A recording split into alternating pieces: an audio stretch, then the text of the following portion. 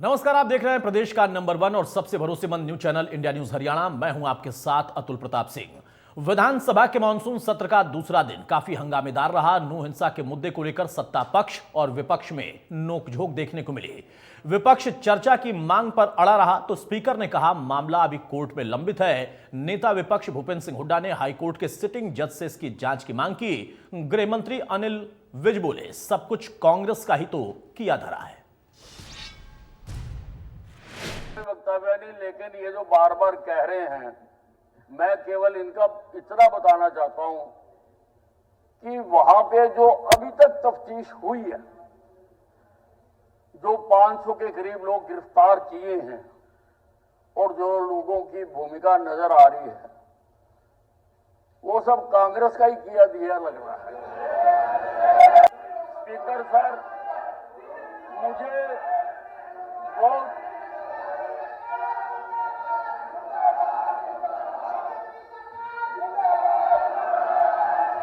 Sir ये सच्चाई सुनना नहीं चाहते, ये सच्चाई सुनना नहीं चाहते, बिल्कुल भी नहीं सुनना चाहते। मैं केवल एक बात कहकर, क्योंकि अभी मामला जेरे गौर है, अभी तफ्तीश जारी है, मैं अधिक नहीं कहना चाहता हूं, लेकिन मैं बहुत अफसोस के साथ कहना चाहता हूं कि इसी की जांच के मामले में पुलिस ने हमारे सदन के ही एक सदस्य मोहम्मद खां को भी नोटिस जारी करा है कि वो छानबीन में शामिल हों। उनके खिलाफ ऐसे सबूत मिले हैं कि उनको जांच में शामिल होने के लिए कहा गया। ये नोटिस जारी किया है मोहम्मद खान को। हमारे सदन अगर आप डिस्कस करेंगे तो फिर सारा होगा। और इन्होंने पिछले सदन में भी चैलेंज किया था कि हम फाड़ देंगे, और अभी तक की जांच इसी और जारी है कि ये सब कांग्रेस का करा धरा है, माननीय सचिव एमएलओ ने ही करा है। अब लोगों का ही सदन की कार्यवाही दोपहर सुबह जब चल रहा था, आपने कहा सब जुडिस है, और हमारे गृह मंत्री जी ने उसके बारे में कहा और एलिगेशंस लगाए कांग्रेस के ऊपर। आइदर दो शुड बी डिलीटेड और उनसे विड्रॉ करें। नहीं, हम डिस्कशन करेंगे जब नाम आया तुम्हारा। जो गृह मंत्री जी ने कहा, उनका रिकॉर्ड देख लो, टीवी पे चल रहा है, क्या कह रहे हो। चलिए उसको दिखा लेते हैं। अगर नहीं दिखाओगे कब? डिलीट कर देंगे। नहीं, या तो देखिए वो आपकी तरफ से भी जो बोला गया या उनकी तरफ से नहीं, हमने कोई नहीं कहा। हाँ जी, हमने तो मांग की, सिर्फ डिस्कशन की। नहीं, जो भी उन्होंने कांग्रेस का नाम लिया, हमने किसी का नाम इल्जाम नहीं लगाया। चलिए, हमने किसी पर इल्जाम नहीं लगाया। जब सब डिजिट मैटर है तो उसको डिलीट और कर वो देंगे। इल्जाम, हाँ डिलीट कर दो, डिलीट कर देंगे, डिलीट कर देंगे। अगर कोई आपकी तरफ से भी आया या उनकी तरफ से जो भी इल्जाम लगाया हो तो वो डिलीट। नहीं, जो अगर आपने इल्जाम लगाया हो, आपने कोई एलिगेशन लगाया या लगाया तो डिलीट कर दो। वो इल्जाम लगाया उन्होंने। देखिए, सब जुडिस मैटर में एक बात सुन लीजिए, सब जुडिस मैटर में डिलीट होगा तो दोनों का होगा, एक का नहीं होगा। ठीक है। बहरहाल सवाल इस बात का है कि दूसरे दिन भी हंगामा ही रहा तो काम कब होगा, चर्चा कब होगी। हिंसा पर आरोप प्रत्यारोप ज्यादा है या सच कुछ और भी है? हंगामे के बीच जनता के काम पर कितना फोकस है सरकार का और विपक्ष का? सिर्फ सियासत से किसानों का मुद्दा उठाकर भला करने की जो मंशा है, क्या वो मंशा पूरी हो पाएगी? हमारे साथ कुछ खास मेहमान, उनसे मैं आपको तारुफ कराता हूं। चर्चा में आगे बढ़ते हैं। यशपाल बत्रा हैं बीजेपी के प्रवक्ता, वो स्वागत है यशपाल जी आपका। टीपू पुरिया हैं जेजेपी की तरफ से, वो स्वागत है टीपू आपका। बाल मुकुंद शर्मा साहब हैं कांग्रेस के प्रवक्ता, वो स्वागत है बाल मुकुंद जी आपका। और रजवंत ढहींडवाल है इन्हीं लोग की तरफ से, वो स्वागत है रजवंत जी आपका। सबसे पहले यशपाल जी, शुरू मैं आपसे कर रहा हूं। भाई सत्र तो है, सत्र छोटा भी है, इसको लेकर पहले से विवाद था, लेकिन क्या वाकई वहां पर चर्चा हो पाई? क्योंकि हंगामा ज्यादा दिखा, जवाब सरकार की तरफ से मिला, लेकिन विपक्ष अपनी बात को बहुत एग्रेसिवली वहां पर रखता दिखाई दिया और यह कहता दिखाई दिया कि जो जवाब मिल रहा है वो संतुष्टि वाला नहीं है।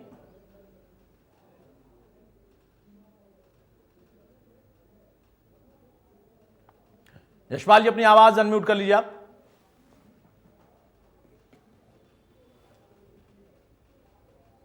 यशपाल बत्रा, सुन पा रहे हैं आप मुझे?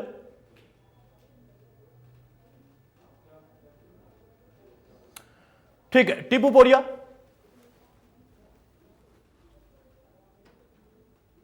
पुरे साहब, मेरी आवाज आप तक जा रही है?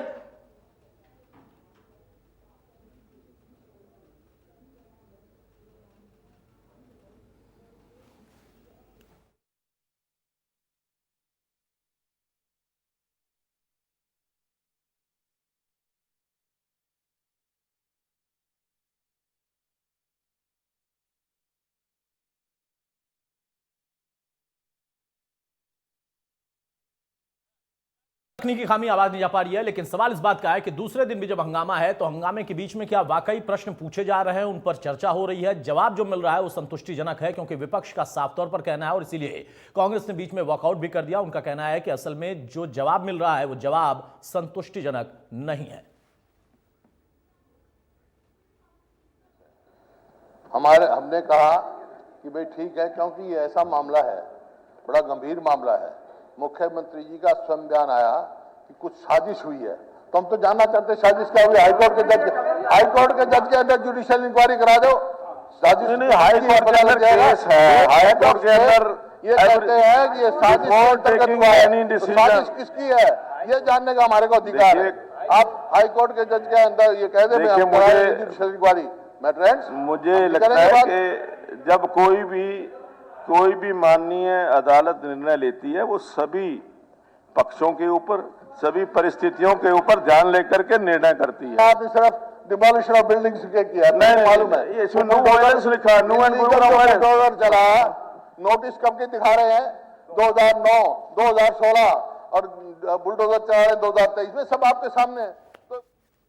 बहरहाल सवाल यही है कि आखिर बहुत कम समय का, बहुत कम दिनों का सत्र, लेकिन उसमें मुद्दे बहुत सारे थे और विपक्ष इस बात पर भी हमलावर था, नाराज था कि इतना कम समय दिया गया, इसमें चर्चा क्या होगी। लेकिन जब अंदर की तस्वीर दिखाई देती है तो वहां मुद्दों को उठाने के बाद बहसबाजी या फिर जो हंगामा दिखता है, उससे लगता है कि इतने कम समय में भी अगर आप हंगामा ही करेंगे तो फिर ज्यादा समय आपको चाहिए क्यों? यशपाल बत्रा हमारे साथ जुड़ चुके हैं। यशपाल बत्रा, विपक्ष अभी भी संतुष्ट नहीं। एक तो कम समय की अवधि का यह सत्र, ऊपर से जो जवाब मिल रहा है सरकार से, वो कहते हैं कोई संतुष्टिजनक नहीं है, सिर्फ घुमाने वाला है। अतुल जी देखिए, विपक्ष का तो काम है समय बर्बाद करना, और अगर विधानसभा सत्र चल रहा है, हर आदमी का अधिकार है बात करने का, लेकिन लॉजिकली बात हो और समाज के हितों की बात हो, समाज को जिससे बेनिफिट मिले उसकी बात हो, ना कि सिर्फ बहस में ही समय निकाल देना चाहिए।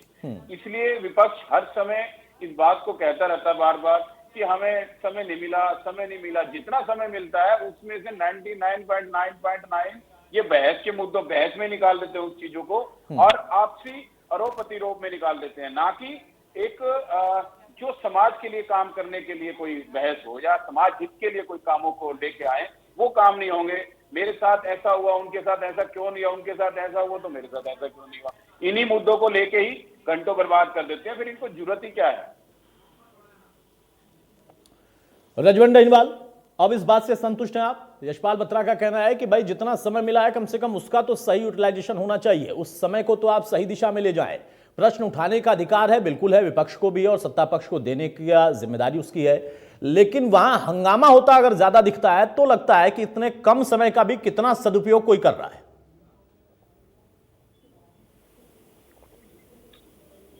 डैनिवाल साहब,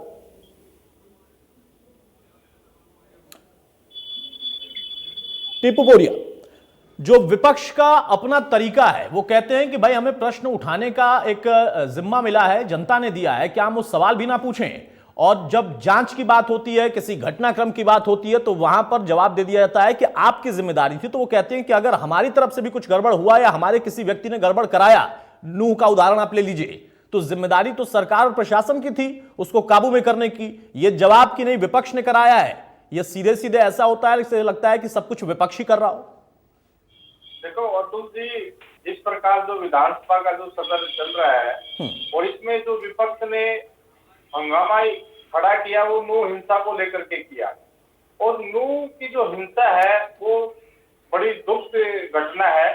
और मैं बड़ी जिम्मेदारी के साथ ये बात कहता हूँ कि अगर समय रहते, अगर प्रशासन मुस्तैद रहता तो शायद ऐसी घटना नहीं घटती।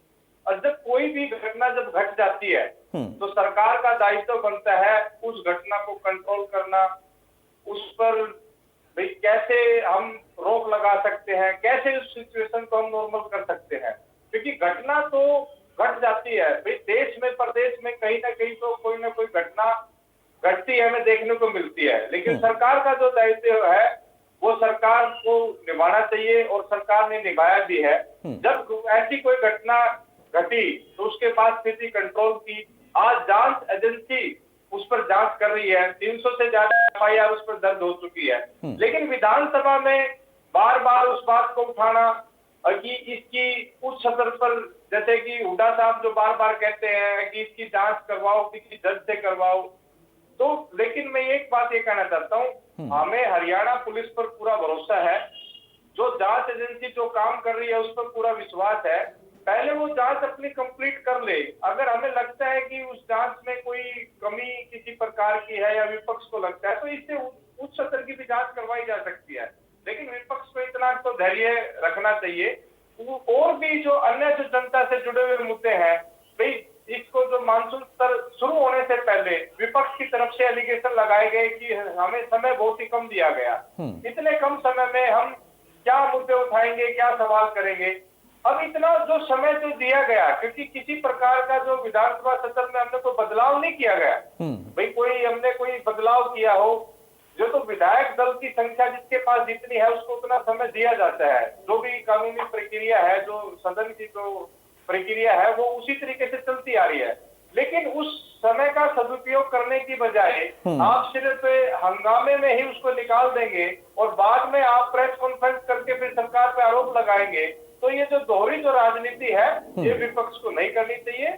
जब उसको जितना समय मिलता है, जिन सवालों को वो उठाना चाहते हैं, रखना चाहते हैं अपनी बात, उनको वो रखनी चाहिए। विपक्ष को जनता से संबंधित मुद्दों को उठाना चाहिए, वो उनका राइट बनता है।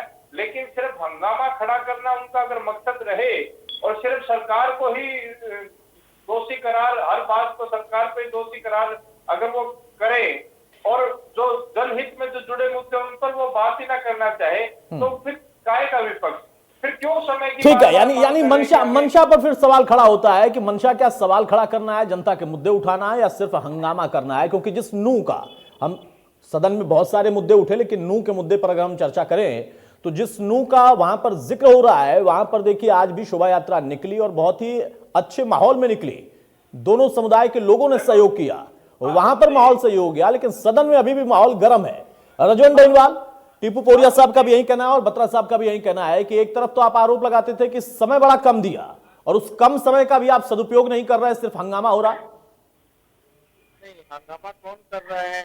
ये तो देखिए ना कि सरकार से अगर किसी जिम्मेदारी अगर निर्धारित की गई है, आज सत्ता में भारतीय जनता पार्टी है, तो सवाल भी तो उनसे पूछे जाएंगे ना।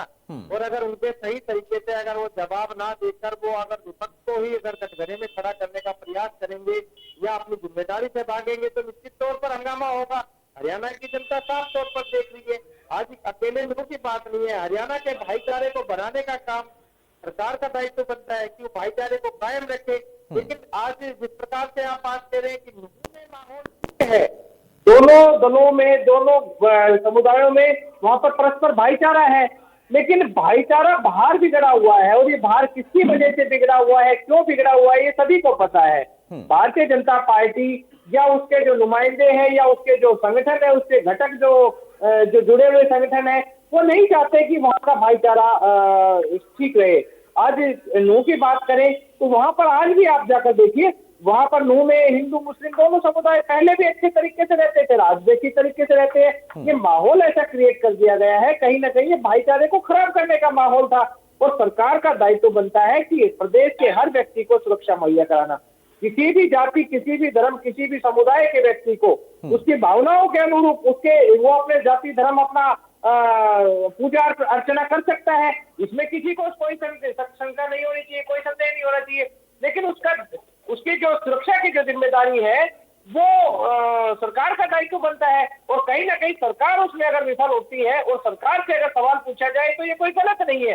हाँ, मैं एक चीज जरूर मानता हूँ कि माहौल को देखते हुए अब जो ब्रजमंडल यात्रा की बात करें या वहां पर जलाभिषेक करने की बात करें, तो वो ठीक तरीके से अगर हो गया है तो वहां का भाईचारा अगर बन रहा है तो राजनीतिक दलों को भी इससे ऊपर उठकर उसको भाईचारे को बनाने का प्रयास किया जाना चाहिए, जिसके लिए खुद सरकार अगर आकर अगर आगे आके विपक्षी दलों से या आम जनता से अगर भाईचारे की भावना को बढ़ाने का या उसको जो मनमुटाव जो उसमें कुछ पैदा हुआ था उसको खत्म करने की अपील करे, तो विपक्ष कभी भी ऐसा नहीं करता कि वो उसको भड़काने का प्रयास करे। कहीं ना कहीं सरकार की जो भूमिका है वो निष्पक्ष अगर रहेगी तो निश्चित तौर पर ये भाईचारे की भावना भी बनी रहेगी। बत्रा साहब, भाई सरकार की जिम्मेदारी है सदन भी चलाने की और प्रशासन के जरिए स्थिति को काबू में करने की। जो बात डैनिवाल साहब कह रहे हैं उनका कहना है। हाँ, कुछ कहना चाह रहे हैं आप? आपको आवाज आ रही है मेरी? बाल मुकुंद जी मेरी आवाज आप तक जा रही है? सर अपनी आवाज, आपकी आवाज नहीं आ रही, अनम्यूट कर लीजिए जरा।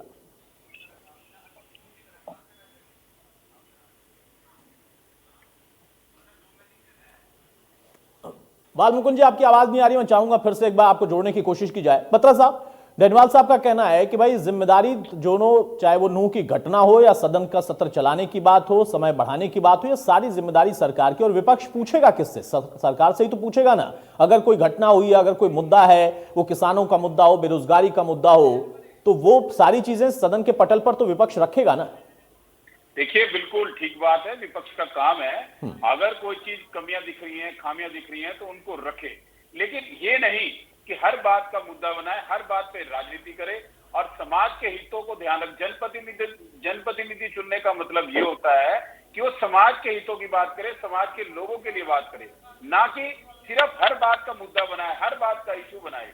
जैसे नूह का अभी पीछे जो मामला बना था, क्या नूह के मामले के अंदर जिस तरीके से वहां पे अहिंसा हुई, तो क्या आप समझते हैं वो ठीक हुआ? उनके खिलाफ कानूनी कार्रवाई हुई, जो हो पाता, जो हो सकता था वो कानूनी कार्रवाई भी हुई। आज वहीं पे दोबारा हुई यात्रा, तो आज बड़ी शांतिपूर्वक हुई, आज कोई प्रॉब्लम भी नहीं आई, कोई दिक्कत नहीं आई, कुछ हुआ भी नहीं। तो विपक्ष ने क्यों नहीं तारीफ करी कि सरकार ने इनको बड़ी अच्छे तरीके से करा लिया, धारा 144 भी लगी और लोग भी गए, लेकिन शांतिपूर्वक तरीके से, और दोनों समुदाय के लोग एक साथ मिलकर काम कर रहे हैं। तो विपक्ष को भी चाहिए हर बात की आलोचना नहीं करनी चाहिए। अगर आलोचना का मुद्दा है, आलोचना भी करनी चाहिए, अगर अच्छा काम किया तो उसकी तारीफ भी करनी चाहिए। लेकिन विपक्ष हर बात की कमी निकालता है, राजनीति करने की कोशिश करता है। हर बात के अंदर राजनीति अच्छी बात नहीं है। समाज के लिए, समाज के हितों के लिए काम करना हम सबका एक अधिकार है, संवैधानिक अधिकार है, उसको प्रयोग करना चाहिए। ठीक है पोरिया साहब, अब यहाँ पर प्रश्न ये है कि जो हंगामा हुआ, हंगामा हो रहा है, वो सारी चीजें हम देख रहे हैं, लेकिन उस बीच में प्रश्न भी उठाए गए। क्या प्रश्नों के जो जवाब हैं और जिस तरीके की भाषा दोनों तरफ से, क्योंकि कुछ शब्दों को हटाना पड़ गया, क्या वहां पर दोनों ही पक्ष अपनी सही भूमिका निभा रहे हैं? 3 दिन का अगर सत्र है तो उस 3 दिन में क्या जो मोटिव है सरकार का, और ये तर्क दिया जा रहा है कि पहले तो साल में 2 ही होते थे, हम 3 करा रहे हैं सत्र, वो मोटिव पूरा होता दिख रहा है? देखो अतुल जी, मैं पहले भी कह के हटा हूं कि जो इस बार जो विधानसभा का जो सत्र है वो उसी तरीके से चल रहा है जैसे पहले चला है। भाई किसी प्रकार के कोई हमने चेंजमेंट इसमें नहीं की है। और रही बात ये कुछ शब्दों को हटाने की बात की, दोनों पक्षों की तरफ से अगर कोई चीज, दोनों पक्षों की तरफ से अगर कोई छींटाकशी की जाती है, अक्सर ये राजनीति में, विधानसभा में देखा जाता है, भाई एक दूसरे के खिलाफ बयानबाजी होती है, कोई किसी तरीके से कोई मुहावरे के माध्यम से कह देता है, कोई चुटकुले मजाकिया अंदाज में कह देता है, कोई किसी तरीके से कह देता है। ये चीजें अक्सर देखने, और समय समय पर जो भी विधानसभा का प्रावधान है उस पर उन शब्दों को हटाया भी जाता है, ठीक भी किया जाता है। लेकिन अभी इस तरीके से ऐसी कोई चीज विशेष रूप से नहीं देखने को मिली कि जिससे कि हम इस बारे में हम बात करें। हम अगर आज हम बात करेंगे तो विधानसभा के सत्र में और जो जनता से जुड़े मुद्दे हैं आज उन पर भी बात करने की जरूरत है।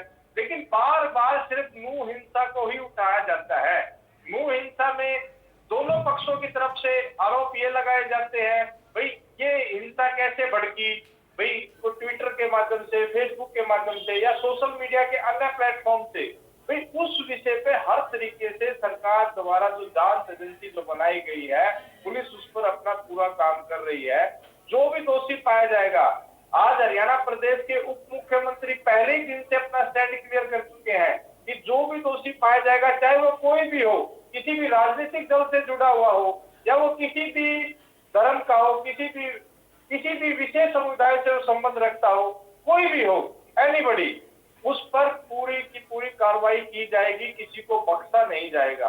आज अगर 300 से ज्यादा एफआईआर अगर दर्ज की है तो हरियाणा सरकार की जो जांच एजेंसी जो कमेटी है, जो पुलिस द्वारा की गई है, लोग पूछताछ की जा रही है, किसी पर अगर शक है उसमें पूछताछ की जा रही है।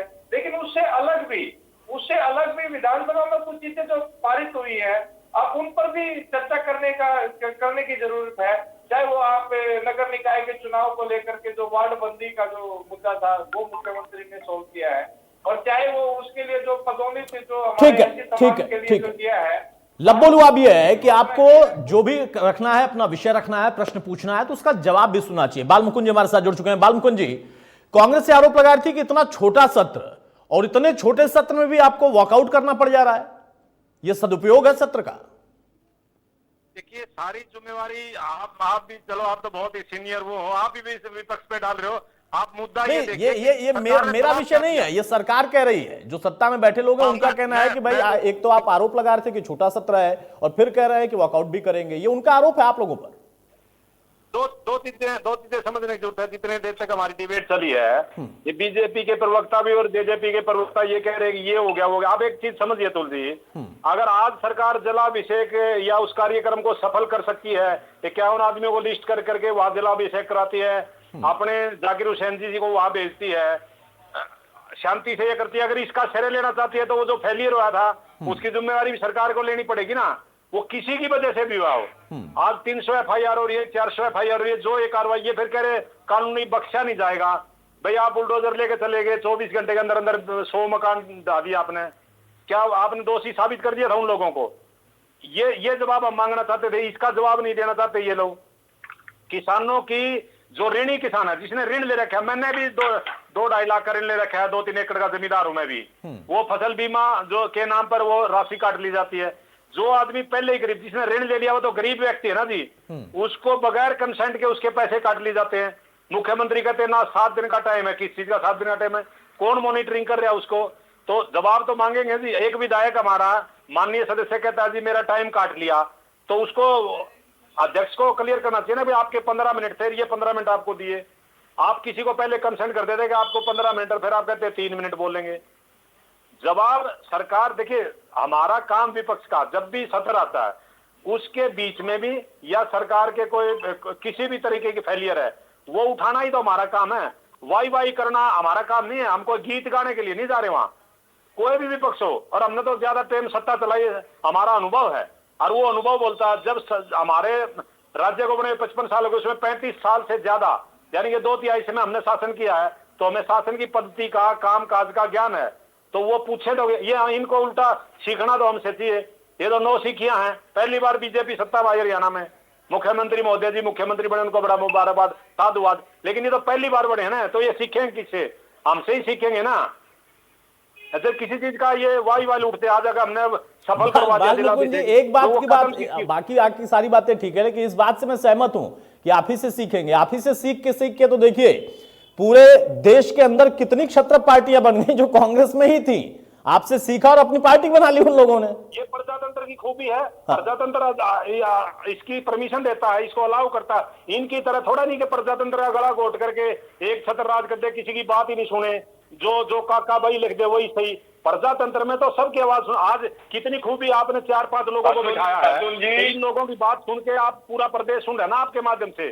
और ये प्रजातंत्र का चौथा स्तंभ, मीडिया प्रजातंत्र का चौथा स्तंभ है। जो कमियां रहेंगी वो या तो आप बता सकते हो या मैं बता सकता हूं। सरकार के लोग तो कमियां नहीं। भाई बत्रा साहब, इस बात का तो जवाब चाहिए, उसके बाद मैं डैनिवाल साहब के पास जाऊंगा। बालमुकुंद जी ने पहली जो लाइन बोली वो लाइन तो स्वाभाविक है, व्यवहारिक है। उनका कहना है कि जब आज यात्रा सफल निकलती है और आप कहते हैं कि हम उसका क्रेडिट ले रहे हैं, हम देखिए हमने अच्छी यात्रा निकलवा दी, तो जो फेल्योर था उसका क्रेडिट कौन लेगा या उसका जिम्मा किसके सर फोड़ा जाए? ये बात तो सही है ना उनकी। देखिए, अगर उस समय भी अगर कोई चीज सामने आई है, सामाजिक तत्वों ने कोई बात करी, चाहे दोनों पक्ष के कोई भी पक्ष था, उनके खिलाफ कानूनी कार्रवाई करी गई और संविधान के अंदर करी गई, और 500 लोगों को गिरफ्तार भी किए गए, चाहे वो हिंदू पक्ष के थे चाहे मुसलमान पक्ष के थे, किसी भी पक्ष, किसी भी धर्म के थे।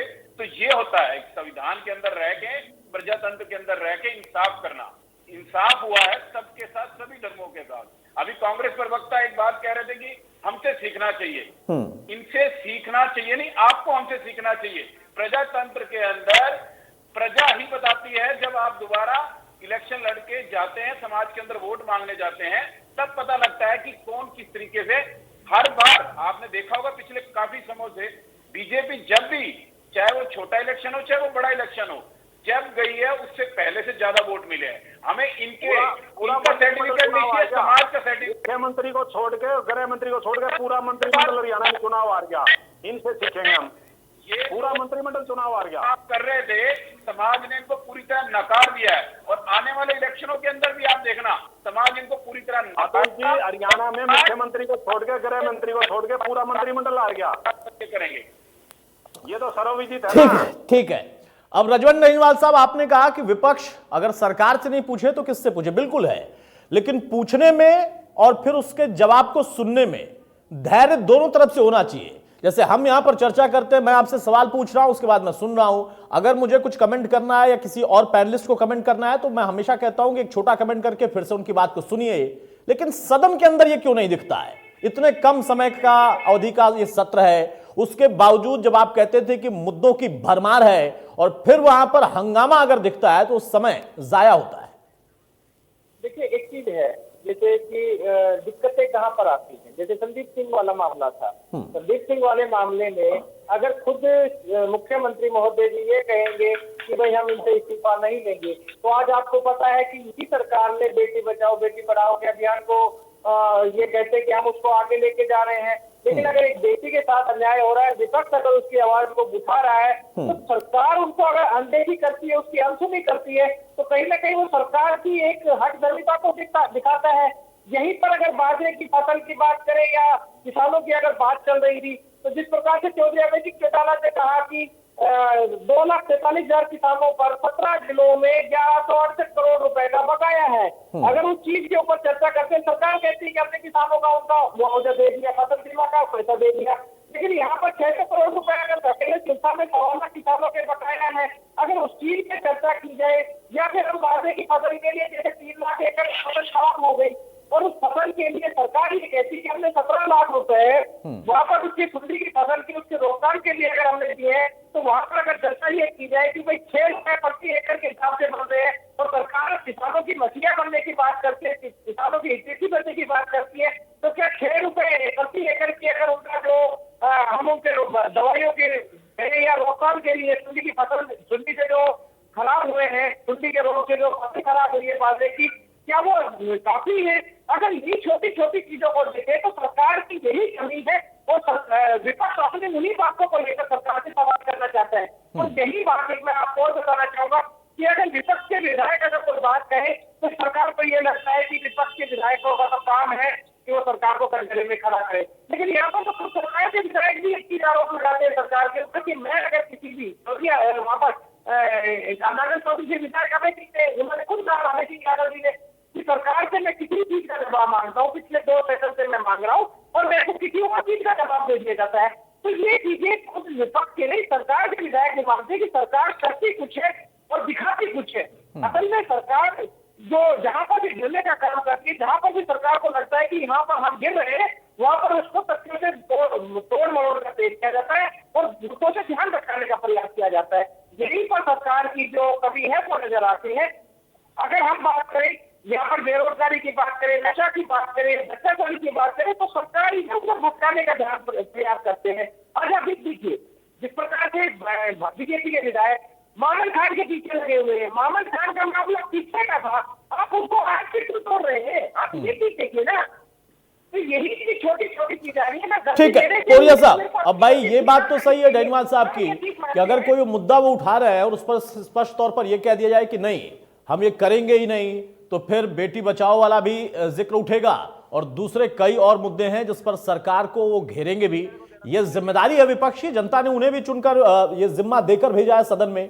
अब वहां पर दोनों के बीच में बैलेंस बनाने की जिम्मेदारी उनकी होती है जो सत्ता में बैठे होते हैं। सर्वदलीय बैठकें इसीलिए बुलाई जाती थी, एक आम सहमति बनाने की कोशिश इसीलिए की जाती थी कि भाई हमारा इतने समय का सत्र है, हमें इन मुद्दों पर सवाल अगर लेने हैं तो उस पर इस तरीके की सार्थक चर्चा हो जिसका कहीं ना कहीं एक परिणाम जनता के लिए निकले। अतुल जी, सवाल विधानसभा में उठाए गए या जितने भी सवाल विधानसभा में किसी भी विधायक की तरफ से लगाए गए, उन सब का लिखित में जवाब दिया गया।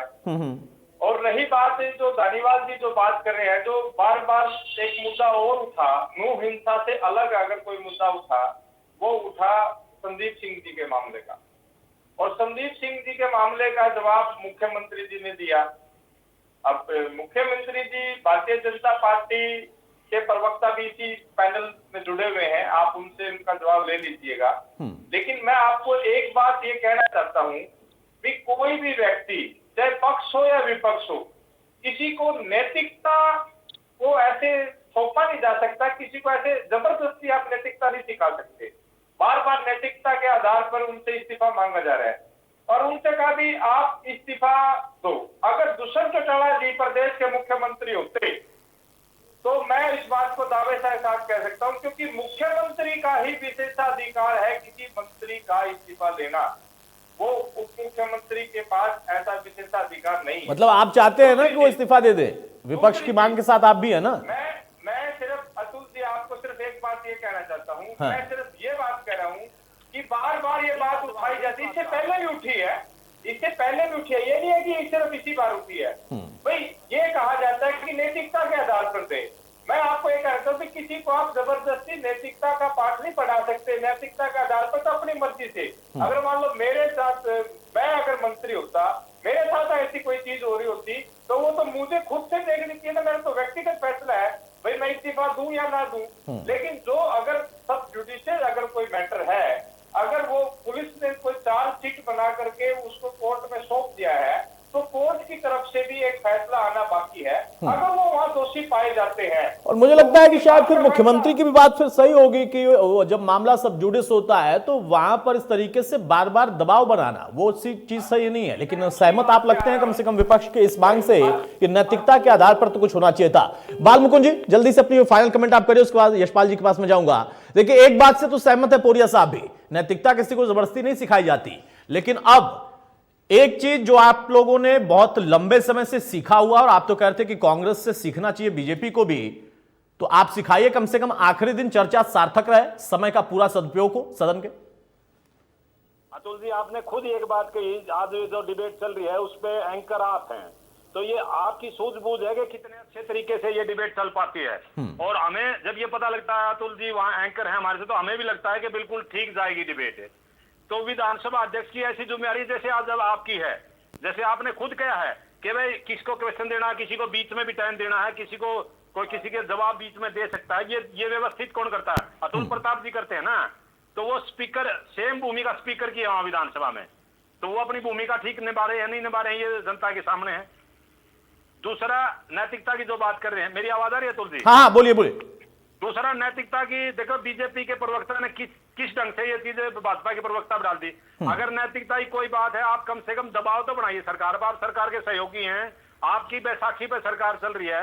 जब आप कह रहे थे कि इनको 75 पार जमुना पार करेंगे, और ये 75 पार आप मिले ना करके, अब चुनाव से पहले आपका गठबंधन नहीं था, इसलिए आपकी भी मोरल ड्यूटी है, आपकी भी नैतिक जिम्मेवारी है कि सरकार पर दबाव बनाइए। ये तो दूसरा मुझे एक चीज आज तक समझ में नहीं आया तुलसी, चाहे ब्रजभूषण शरण सिंह का मामला हो, संदीप सिंह का मामला हो, कुलदीप सिंह सेंगर का मामला हो, ये बलात्कारियों पर या इन लोगों पर कार्रवाई नहीं करती भाजपा की गवर्नमेंट, ऊपर से लेकर नीचे तक। ये हमारे को समझ में नहीं आता। किसानों की बात करें उसको सुनती नहीं सरकार, ये भी हमारे समझ में नहीं आता। तबीयत पत्र लाने की जब भी हमने 2-3 बार बात की, किसी भी चीज पर कभी भी सीधा जवाब नहीं देते, ये गोलमोल। दूसरा एक और नई बात आज भाजपा के प्रवक्ता कह रहे थे कि भाई हमसे सीखना चाहिए। पूरा का पूरा मंत्रिमंडल चुनाव हार गया पिछली बार जो कैबिनेट थी बीजेपी की, मुख्यमंत्री को और अनिल विज जी को छोड़ गए, पूरा मंत्रिमंडल चुनाव हार गया। कोई तो कारण रहे होंगे ना जनाब, जवाबदेही, इसको प्रजातंत्र में जवाबदेही कहते हैं, पूरा मंत्रिमंडल ही चुनाव हार गया। ठीक है बत्रा साहब, बहुत संक्षेप में फाइनल कमेंट आपका। देखिए आखिरी दिन कम से कम सदन के एक मिनट का सही सदुपयोग हो, यह जिम्मेदारी आपकी है। यह जिम्मेदारी क्या दिखेगी कि हां निभती हुई दिख रही है सदन के अंदर, और जो आखिरी दिन का वक्त होगा वो वक्त जाया नहीं होगा कम से कम। बत्रा साहब चलिए, शायद मेरी आवाज उन तक नहीं जा रही है। पुरिया साहब तुलसी, आखिरी दिन कम से कम पूरा सदुपयोग होगा समय का। बिल्कुल तुलसी, सदुपयोग तो जो समय का तो सरकार की तरफ से प्रयास तो रहता है कि पूरा का पूरा एक एक मिनट, बल्कि एक एक मिनट नहीं, एक एक सेकंड सदन का जो समय है उसका पूरा सदुपयोग हो। और जो बचा हुआ जो समय है उसमें आपको देखने को मिलेगा सरकार द्वारा कई विधेयकों को पारित किया जाएगा और जो जनहित में है वो फैसले लिए जाएंगे। ठीक है, जनता भी यही चाहती है कि जो जनहित की बात हो सदन के अंदर उनके चुने हुए सदस्य, वो चाहे पक्ष में बैठे हो, सत्ता पक्ष में के साथ साथ विपक्ष में बैठे हो, उन सबके जरिए वो पटल पर आए और उसके एक सार्थक परिणाम भी निकलता दिखे। बहुत शुक्रिया बत्रा साहब आपका, पुरिया साहब आपका, बाल मुकुंद जी आपका, रजवंत डेनीवाल साहब आपका। तो मौजूदा दौर में जो कम अवधि का सत्र था उसको लेकर हंगामा था, लेकिन अब उस कम अवधि के सत्र के भीतर हमने देखा कि सदन में जबरदस्त हंगामा उठा। हालांकि कुछ मुद्दे भी उसमें उठाए गए, मुख्यमंत्री की तरफ से जो घोषणा की गई है वो भी एक सार्थक कदम है, उसका लाभ भी उस वर्ग को मिलेगा। लेकिन आखिरी दिन भी कुछ ऐसे ही सार्थक चर्चाएं दिखाई दे सदन में, इसकी उम्मीद हरियाणा की जनता करती है। नमस्कार।